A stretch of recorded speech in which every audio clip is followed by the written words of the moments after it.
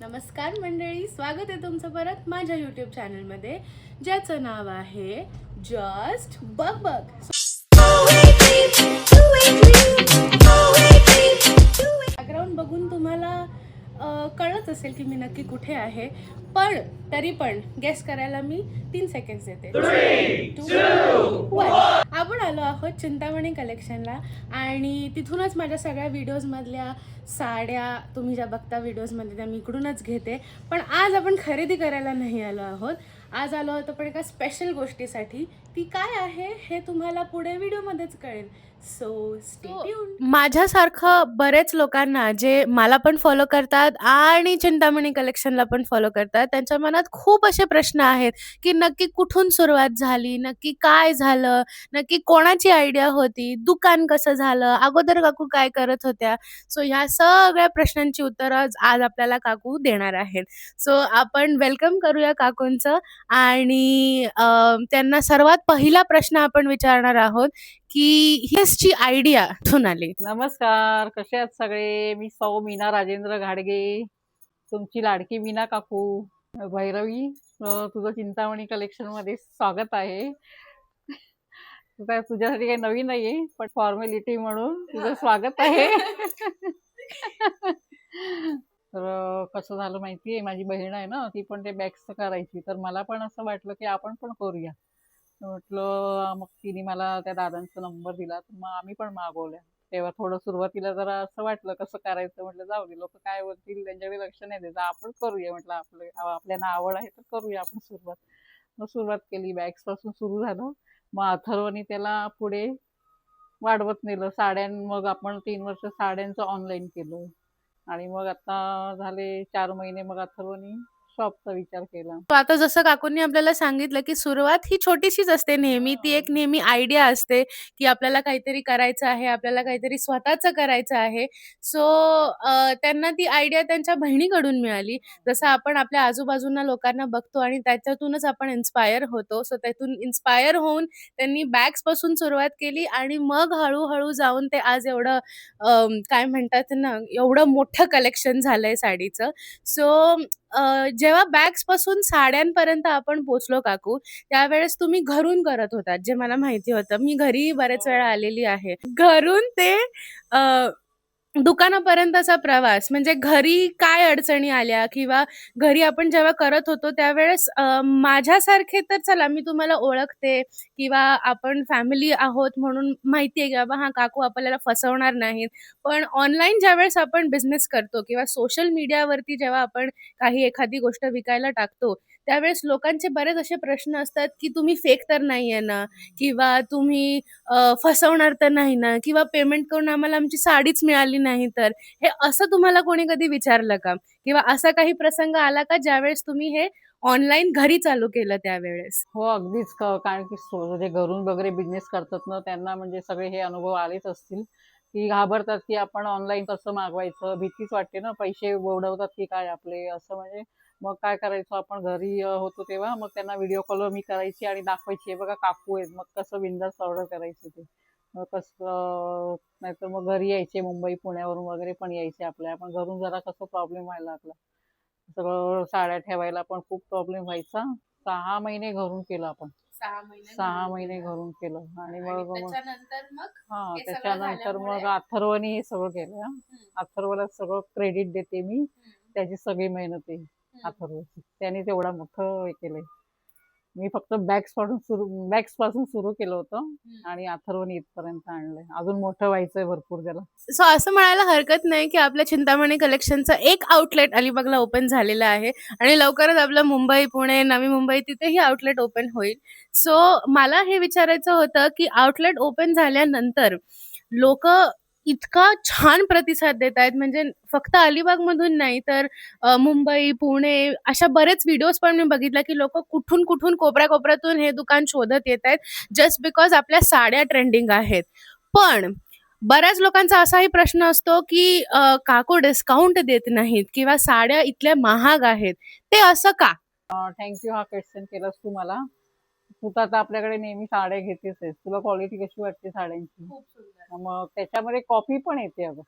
असं येते. आता आपल्याकडे मल कॉटन मध्ये एकदम म्हणजे प्युअरमध्ये एकदम सॉफ्ट मटेरियल वगैरे जे घेतात त्यांना माहिती आहे काय आता क्वालिटी तू आहे ती. साडी घातलीस ती कोणत्या ही मटेरियलची आहे? पण मल कॉटनच आहे. बरोबर. हां, ही पण मल कॉटनच आहे.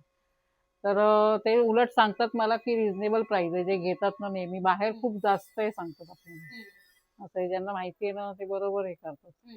ज्यांना असं काय काय ना नाही कळत की काय हं. यांची म्हणजे असं मग म्हणतात जास्त प्राइस आहे असं पण बरोबर आहे. आहे. सगळे 2 प्रकारचे लोकं मिळतात आपल्याला, आहे की नाही? बरोबर आहे.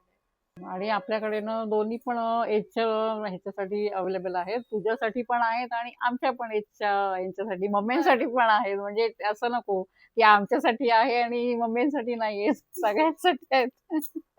मम्मी पण खुश आणि डॉटर पण खुश. बरोबर आहे. बरोबर आहे. सो आता जसं काकू म्हणाली, की आपल्या शॉपमध्ये ट्रेंडनुसार साड्या मिळतात, की हो. आता ट्रेंडिंगमध्ये ज्या कॉटनच्या साड्या आहेत आणि आता तर समर पण चालू झालेला आहे. सो मला तरी असं वाटतं, की जे ऑफिस गोइंग आहेत त्यांना पण अशा कॉटनच्याच साड्या बऱ्या पडतात आणि लूक पण एकदम वेगळाच येतो साडीच्या ह्याच्यामुळे. सो आता आपण पुढे वळूया, जो सर्वात सगळ्यांनाच आवडता प्रश्न असणार आहे असं मला वाटतंय आणि माझीही फार उत्सुकता होती त्या प्रश्नासाठी म्हणून मी वाट बघत होते, की कधी एकदा मी तो प्रश्न विचारते काकूंना, की आता नॉर्मली ऑनलाईन बिझनेस करणं आता कोणीही उठून काहीही करून करतायत नॉर्मल ऑनलाईन बिझनेस. पण सर्वात महत्त्वाची गोष्ट आहे, की त्याला एक दर्जा आणणं आणि तो दर्जा येतो ऑनलाईन किंवा सोशल मीडियाने. सो सोशल मीडिया हे सगळं कोण हँडल करतं आणि जर अथर्व हँडल करत असेल, तर तो कशाप्रकारे सेलिब्रिटीजपर्यंत पोहोचायचा प्रयत्न करतो. खरं सांगू मला ह्यातलं काहीच कळत नाही. हे सगळं अथर्व बघतो. तू त्यालाच विचार. विचारूया आपण आता अथर्वला. सो आता आपण वेलकम करूया या सगळ्या ह्याच्या मागे जो पडद्याआड असतो त्याचं आपण स्वागत करूया आपल्या चॅनलवरती अथर्वचं आणि काकूंचा सोशल मीडिया किंवा काय म्हणतात ना घरापासून ते शॉपपर्यंतचा प्रवास ह्याच्यामध्ये अथर्वचा जसं काकू म्हणाल्या खूप मोठा हात आहे. सो त्याच्याकडून जाणून घेऊया की अगोदर त्याला कसं वाटायचं ज्यावेळेस हे सगळं घरून चालू होतं आणि आता शॉपमध्ये चालू आहे. काय झालं, बिझनेस हा म्हणजे 3-4 वर्षापासून तर होताच. पण आपण घरी जेव्हा स्टॉक आणला, म्हणजे 7-8 महिने झाले त्या गोष्टीला. आणि त्यानंतर काय होतं, सोशल मीडियावरती फॉलोअर्स वाढत होते आणि मग बाहेरून लोकं येत होते, घरी येत होते शोधत. आणि काय व्हायचं, सपोज तू आहे किंवा फ्रेंड्स आहेत, ते कसं घर माहिती होतं, मग ते पटकन यायचे. पण मग मुंबईवरनं येत आहेत किंवा सपोज अलिबागच्या बाहेरून येत आहेत, मग त्यांना ॲड्रेस भेटायचा नाही. मग ते चॅलेंजेस होते आणि समटाईम्स काय होतं, कस्टमर्स आहेत पण ते येत नाही आहेत जस्ट बिकॉज की घरी आहे, मग त्यांना ॲड्रेस भेटत नाही आहे. असे वगैरे चॅलेंजेस झाले. आणि घरामध्ये कसं आपण लिमिटेड स्टॉक ठेवू शकत होतो. सपोज किती ठेवणार ना, ठेवून ठेवून घरामध्ये, बेडरूममध्ये ते पण.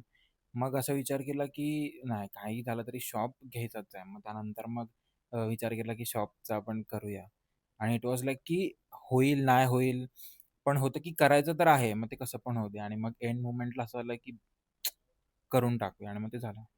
आणि आता तुला माहिती आहे सोशल मीडियामध्ये खूप जास्त पॉवर आहे आणि आपण सोशल मीडियाचा काय बोलतात, परफेक्ट यूज करून आपले फॉलोअर्स वाढले होते. बऱ्याच सिटीजमधून, बऱ्याच स्टेट्समधून, इवन आउट ऑफ इंडियामधून सुद्धा कस्टमर्स आपल्याला कनेक्ट झाले होते जस्ट बिकॉज ऑफ Instagram. आणि मला ते डोळ्यासमोर दिसत होतं की आपल्या बिझनेसमध्ये खूप जास्त पोटेन्शियल आहे. बट बेडरूमच्या 4 भिंतींमध्ये ते कुठेतरी असं वाटतंय की स्टक झालंय. जर आपल्याला यातून बाहेर पडायचंय तर आपण काहीतरी स्टेप घेतला पाहिजे आणि आय थिंक रिस्क घेतली पाहिजे. आता जसं अथर्वने आपल्याला सांगितलं, की कधीतरी एक मोठी उडी मारावीच लागते, जर काही सिद्ध करायचं असेल किंवा स्वतःला प्रूव्ह करायचं असेल. सो चिंतामणी कलेक्शनचं आउटलेट ही घाडगे फॅमिलीची एक छोटीशी उडी होती आणि ती आज आपण सगळ्यांनी बघितलेलं आहे, की कुठपर्यंत पोहोचलेलं आहे. सर्वात इम्पोर्टंट प्रश्न असा, जो मला आणि बिग बॉस फॅन या लोकांना विचारायचा असेल, की तन्वीने इकडून साड्या कशा नेल्या किंवा तन्वीपर्यंतचा कॉन्टॅक्ट हा चिंतामणी कलेक्शनने कसा केला? तर झालं काय होतं, तन्वीने Instagramवर मेसेज केला होता मला वाटतं. हं. आणि नंतर मग आय थिंक रिप्लाय गेला नाही का काय माहिती, पण तिने मग WhatsAppला मेसेज केला होता. आणि WhatsAppला आपला एकच ऑफिशियल नंबर आहे, त्यावरती ती मेसेज करायची. आणि त्या टाईममध्ये काय होतं, भरपूर मेसेजेस यायचे, त्यामुळे तिचा मेसेज तो आपल्याकडून चुकून मिस झाला होता. आणि मग ते कळत नव्हतं की बाबा तन्वी म्हणून आहे, की ती बिग बॉसमध्ये जाणार आहे वगैरे. तर तन्वी मेसेज करत होती आणि तेव्हा मी नाही, मग आपले एम्प्लॉईज बोलायचे तिच्यासोबत. आणि काय झालं, मग नंतर त्यांनी माझा नंबर दिला आणि मग तन्वीसोबत आमचं कॉलवरती बोलणं झालं. मग तन्वी बोलते की "ऐका ना, मी एक मोठा शो करते. तो हिंदी रिॲलिटी शो आहे. हिंदी आहे." तिला बिग बॉस रिव्हील नव्हतं करायचं कारण की ते साइन करतात कॉन्ट्रॅक्ट. तर मग ती मला बोलली की "खूप मोठा शो आहे. तुम्हाला माहिती पण आहे तो." पण ती मला मराठी बिग बॉस हे रिव्हीलच सांगतच नव्हती. आणि मग ती मला खूप फिरवत होती की मोठा शो आहे, मोठा शो आहे. म्हटलं कुठला असेल? आणि मला असं होतं की पहिले की भाई कुठला शो आहे, कुठला शो आहे? करूया की नको करूया? मग नंतर ती बोलली की मला अराउंड 50 एक साड्या लागतील आणि तुम्ही माझ्यासोबत कॉन्ट्रॅक्ट कराल का?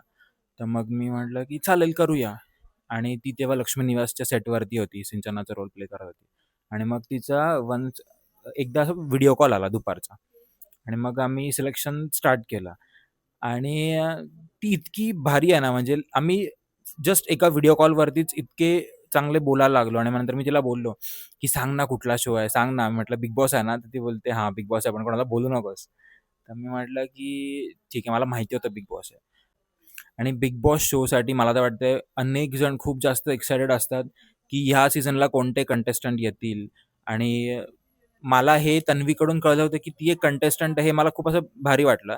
आणि मग जेव्हा मला कळलं बिग बॉस आहे, तेव्हा मग म्हटलं चालेल आता काय पण होऊ दे, आपण करूया. आणि मग सगळं सिलेक्शन स्टार्ट झालं. मग नंतर तन्वीला मी बोललो, "तू अलिबागला आलीस तर तुला अजून जास्त क्लिअर होतील की बाबा कुठली तुझ्यावरती उठून दिसतेय." आणि मग तिचं कंटिन्यूअस शूट चालू असायचं. मग एक दिवस असं संध्याकाळी मला बोलली की "मी उद्या येतेय."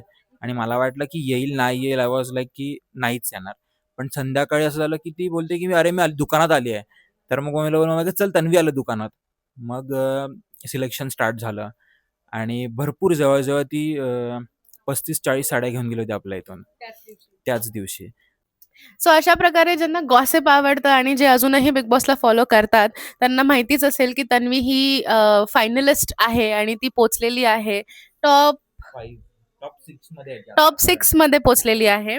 आणि आपण तिला वोट करून सपोर्ट करतच आहोत. येत्या ट्यूसडेला म्हणजेच आय थिंक 15-16 नाही 14 म्हणजे उद्या 14 एप्रिलला वोटिंग लाईन्स चालू होणार आहेत फिनालेसाठीच्या. आणि आत्ता नका करू, उद्या रात्रीपासून करा कारण की मग फिनालेसाठी जे वोट्स आहेत ते तिला मिळतील. आणि येस, तिला खूप जास्त वोट्स करा, मग ती अलिबागमध्ये नक्की येणार आहे. मग आपण एक छोटासा मीटअप ठेवूया. ज्यांना असं वाटतंय की तन्वीला त्यांना भेटायचं आहे आणि ती जिंकली पाहिजे, त्यांनी त्यांनी तिला नक्की वोट करा, जेणेकरून अलिबागमध्ये चिंतामणी कलेक्शनमध्ये आपण तिचं मीटअप ठेवू शकतो.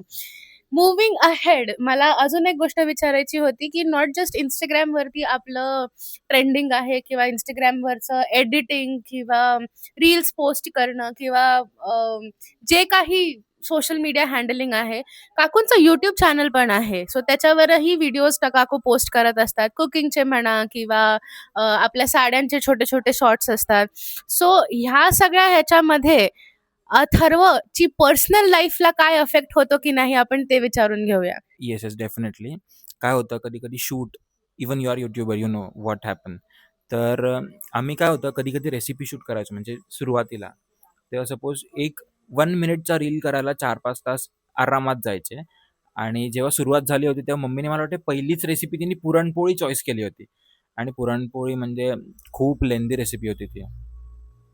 आणि आम्ही शूट स्टार्ट केलं अराउंड 4:30-5 वाजता इव्हनिंगला. आणि त्या शूटला लिटरली 11 वाजले रात्रीचे.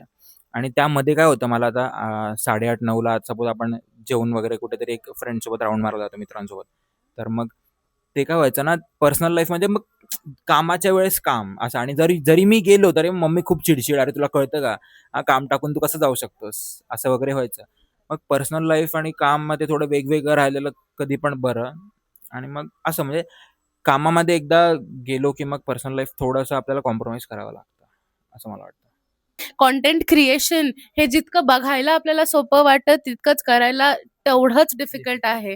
जेवढे लोकं आमच्यासारखे छोटे-छोटे कंटेंट क्रिएटर्स आहेत, की जे आता प्रयत्न करतायत त्यांचं कंटेंट क्रिएट करायचा, त्यांना हे स्ट्रगल नक्कीच ते समजू शकतात. कारण बिझनेस म्हटलं की आपण कामावरतीही लक्ष द्यायला पाहिजे आणि ही एक कंटेंट क्रिएट करून झालेली आपली जी फॅमिली आहे, त्यांनाही आपल्याला तेवढंच काय म्हणतात ना, एंटरटेन करायचं असतं. सो ते बॅलन्स करणं ज्याला जमलं, तो तरला. तर आपण एखादा छोटासा रॅपिड फायर खेळूया अथर्व सोबत. आणि ते प्रश्न मी मुद्दामून इंग्लिशमध्ये विचारणार आहे आपल्या इंग्लिश वॉचर ऑडियन्ससाठी. So are you ready? Yes, I am ready. हे असंच करावं मला हे लागेल अजिबात आपल्याला. माहिती नाही काय प्रश्न विचारणार आहे. त्यामुळे मला बघूया. That is a surprise element. बोल. Favourite sari material? Pure silk. Okay. Favourite fashion brand? Zara. Okay. Favourite fashion designer? Manish Malhotra. Everybody loves Manish Malhotra. Indian और वेस्टर्न? वेस्ट. इंडियन साडीमध्ये जर तुला तुझ्या कोणत्या फ्रेंडला एखादी साडी गिफ्ट करायची असेल तर तू कोणत्या मटेरियलची साडी गिफ्ट करशील?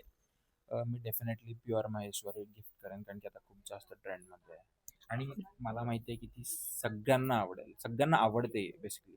सो प्युअर माहेश्वरी आपल्या आउटलेटमध्ये नेहमी असते अवेलेबल. येस, असते, पण ती आली ना स्टॉकमध्ये की ती लगेच आउट ऑफ स्टॉक होते. सो आता सगळ्यांचा आवडता विषय बिग बॉस बद्दल आपण बोलणार आहोत. सो बरेच लोक कमेंट करतात, बरेच लोक बोलतात तन्वी फेक आहे किंवा तिचा फेक गेम चालू आहे. पण तन्वी रिअल लाईफमध्ये कशी आहे? रिअल लाईफमध्ये तन्वी जशी आहे तशीच ती बिग बॉसमध्ये सुद्धा आहे असं मला तरी वाटतं, कारण की मी तिला पर्सनली ओळखतो. आणि बिग बॉसमध्ये जायच्या आधी ती 15-20 दिवस आधीच शॉपला येऊन गेली होती. आणि तेव्हा तिचं असं होतं, म्हणजे आम्ही पण तिला थोडंफार सजेशन्स दिलं होतं की तू असं कर तसं कर. तिच्या परीने ती खूप छान गेम खेळते, जे काय करते टास्क खेळते एकदम मन लावून खेळते, जिद्दीने खेळते. आणि आता एंड ऑफ द मोमेंटला झालंय काय ना, ती तिकीट टू फिनाले जिंकल्यानंतर तू बिग बॉस बघतच आहेस, सगळ्यांसोबतचे अलायन्सेस चेंज झाल्यात. पण तिकीट टू फिनाले जिंकून ती पहिली फायनलिस्ट झाली आणि मला वाटतं हेच लोकांना खटकतंय, कारण की when you grow people pull you down. जे तिला फेक बोलतायत त्यांची ती क्रॅब मेंटॅलिटी असते नाही का, दुसऱ्याचे पाय ओढायचे. मला एक किस्सा आवर्जून सांगायला आवडेल की काय झालं होतं, तन्वी जस्ट शॉपमध्ये येऊन गेली होती आणि एक 4-5 दिवसांनी मी ठाण्याला जाणार होतो. आणि मग मी तिला बोललो की तन्वी मी येतोय ठाण्याला. तर मग सकाळी 9 वाजता तन्वीचा मेसेज, कुठे आहेस रे मुला? तर मग मला झालं की जर ती फेक असती तर मग ती रिअल लाईफमध्ये का एवढं रिलेशन्स बाबतीत कॉन्शियस असते, किंवा ना तिला कायच पडलेली, किंवा ती का अशी असेल. बिग बॉसमध्ये तन्वी जायच्या आधी आम्ही रेग्युलरली बोलायचो चॅट्सवरती आणि तिचं नाही का पॉडकास्ट आणि सगळे इंटरव्ह्यूज वगैरे कंटिन्युअसली चालू होते. आणि मी तिला विचारतो एखादी गोष्ट किंवा मी तिच्यासोबत काय बोलतोय, तर ती जर तिला काही घेणं-देणंच नव्हतं, ती मला का क्लॅरिफिकेशन देईल? तर ती मला लिटरली शेड्यूल्स पाठवायची, की बघ उद्याचे माझे हे शेड्यूल्स आहेत. उद्या मला अंधेरीला इकडे माझा पॉडकास्ट आहे. उद्या माझा ठाण्यामध्ये आहे. तर मग एवढं असतं, तिला रिलेशन्स फेक ठेवायचे असते, तर तिने मला सांगितलंच नसतं ना, की बाबा चल मी बोलते, त्याला खरं वाटतंय, खोटं वाटतंय, तो त्याचा पॉइंट ऑफ व्ह्यू आहे. बिग बॉसमध्ये जायच्या आधी खूप जास्त तामझाम असतो. म्हणजे डॉक्टरकडे जा, स्टायलिस्टकडे जा. त्यानंतर मग कपडे रिजेक्ट होणार ते वेगळे. आपल्याच जवळ-जवळ 20-1 साड्या रिजेक्ट झाल्या, कारण की स्क्रीनवरती ते जात नव्हत्या. तर मग रात्री एक 10-11 वाजले होते आणि मी जस्ट एक मेसेज केला आणि मग नंतर तिला तेव्हा पण असं वाटलं, की चल अथर्वला हे तुला खोटं वाटतं का? तर मी व्हिडिओ कॉल करते. मग तिने मला व्हिडिओ कॉल केला आणि दाखवलं, की हे बघ अरे बिग बॉसमधली टीम आली आहे घरी. आणि सो मला असं वाटतं कुठल्याही रिलेशनशिपमध्ये ती लॉयल्टी ठेवते आणि ती रिअल आहे म्हणून तर ती एवढं हे करते ना, तर तिला काहीच घेणं-देणं नव्हतं, की ती जर तुम्ही बोलतीये समोरच्याला खरं वाटतंय, खोटं वाटतंय, आय डोंट केअर. पण ती रिअल लाईफमध्ये सुद्धा तशी आहे आणि आतमध्ये पण तशीच आहे. सो आता एक फायनल क्वेश्चन अथर्वसाठी, की त्याला काय वाटतं बिग बॉसचा विनर कोण असेल? Actually we can't predict. म्हणजे सगळ्यांना वाटतंय, की तन्वी जिंकेल आणि येस आम्हाला पण तेच वाटतंय, की तन्वी जिंकेल. Fingers crossed. येस, बघूया काय होतंय. तन्वी जिंकावी डेफिनेटली असं वाटतंय. तो आता चिंतामणी कलेक्शनला टोटल 4 वर्ष झालेली आहेत आणि त्याच्यामध्ये काही वर्ष ते लोकं घरून करत होते आणि काही वर्ष शॉपमधून चालू आहे. वर्ष नाही झालं ना अजून शॉपला? म्हणजे काही महिने. सो काही वर्ष घरातून चालू होतं आणि काही महिने आता शॉपमधून चालू आहे. सो बरेच एक्सपिरियन्स आले असतील, चांगले, वाईट दोन्ही एक्सपिरियन्स आले असतील. सो आम्हाला जाणून घ्यायचंय, की सर्वात चांगला एक्सपिरियन्स कोणता आहे, जो तू लक्षात ठेवतोस किंवा अजूनही तुझ्या लक्षात आहे? आणि एखादा वाईट एक्सपिरियन्स देखील? आपण जेव्हा काय बोलतात ग्रो करत असतो, तेव्हा आपल्याला प्रत्येक फॉलोअरच नाही मिळणार. समटाईम्स आपल्याला हेटर्ससुद्धा मिळतात and that is certain for everyone. हे खूप लोकांसोबत होत असेल असं मला वाटतं. तर चांगले एक्सपिरियन्स अनेक आहेत. त्यातल्यात मला एक सांगायला आवडेल की राज ठाकरे ज्यांच्यासोबत बाळा नांदगावकर म्हणून जे असतात, त्यांची वाईफ आपल्या इथे आल्या होत्या आणि त्यांनी अप्रिशिएट केलं आपलं कलेक्शन आणि त्यांना खूप आवडलं. बऱ्याच वेळा काय होतं, आपण क्वालिटी चांगली प्रोव्हाईड करतो त्यामुळे रेट्स आपले थोडेसे हाय आहेत जस्ट बिकॉज आपण प्युअर सेल करतोय. आता रिसेंटली आपण प्युअर रेशम जे की सिल्कवर्मने बनवलेली एक साडी आपण आणली होती स्टॉकमध्ये आणि त्यातले फक्त 3च पीस आले होते. अ, त्यात पण जेव्हा त्या आल्या होत्या तर त्यांना ना ती साडी इतकी आवडली. प्राईस न बघता त्यांनी त्या तिन्ही साड्या घेतल्या आणि फक्त 3च आल्या होत्या. आपण पोस्ट कुठेच नव्हतं केलं. सो इट वॉज लाइक की ज्यांना क्वालिटी कळते, फॅब्रिकची, साड्यांची पारख आहे ते आपल्या इथे येतात आणि येस, आम्ही त्यांना देण्यासाठी रेडी आहोतच, नवीन-नवीन कलेक्शन लॉन्च करण्यासाठी. आणि एखादा वाईट इन्सिडेंटचा सांगायचा असेल तर काय झालं होतं, एक क्लायंट होते. ते आय थिंक विरारचे समथिंग होते ते आणि त्यांनी आपल्याकडून 7,000 ची शॉपिंग केली होती ऑनलाईनसाठी आणि आपण त्यांना डिस्पॅच वगैरे केलं. अनफॉर्च्युनेटली तिला 1 दिवस पार्सल लेट मिळालं जस्ट बिकॉज कुरिअर ऑफिसमुळे ते मग आपल्यावरती इनडायरेक्टली आपल्याला ते फेस करावं लागतं. आपण शिपिंग वगैरे केलं, त्यांनी प्रीपेड पेमेंट वगैरे केलं ऑनलाईन आणि लेट मिळाल्यामुळे त्यांना त्या साड्या नको हव्या होत्या आणि त्या बोलल्या की मला रिटर्न करायच्या आहेत आणि वी वर लाईक की okay fine, it's our fault आणि आपण देऊ एक्सचेंज करून तुम्हाला किंवा रिफंड करू व्हॉटएव्हर. तर आम्ही त्यांना रिफंड पण केलं 7,000 अराउंड समथिंग 500 का 800 काहीतरी अमाउंट होती त्यांची आणि आम्ही रिफंड केलं. साड्या त्यांच्याकडेच होत्या आणि आम्ही त्यांना मेसेज करतोय, फॉलोअप घेतोय. दे वर लाईक की रिप्लायच देत नव्हते. जवळ-जवळ 1 महिना झाला, 2 महिने झाले. म्हणून शेवटी आम्ही मल्टिपल नंबरवरनं कॉल करायला लागलो त्यांना. मग तेव्हा कुठे त्यांनी त्या साड्या रिटर्न पाठवल्या. सो असं सुद्धा फेस करावं लागतं त्या गोष्टी. अजून एक म्हणजे काय सांगू म्हणजे की कसे-कसे कस्टमर्स भेटतात आपल्याला. एकतर आपण शॉपमध्ये आत्तापर्यंत सगळ्यात हायेस्ट रेंज 12,000 ची आहे आणि ती पण साडी प्युअरमध्ये आहे. पूर्ण हँडवर्क वगैरे आहे आणि त्याचा आपण फक्त एक रील टाकला होता आणि ती साडी एक अननोन क्लायंटने आपल्याला मेसेज केला आणि त्याने ॲड्रेस वगैरे दिला आणि पेमेंट 12,000 चा स्क्रीनशॉट पाठवला.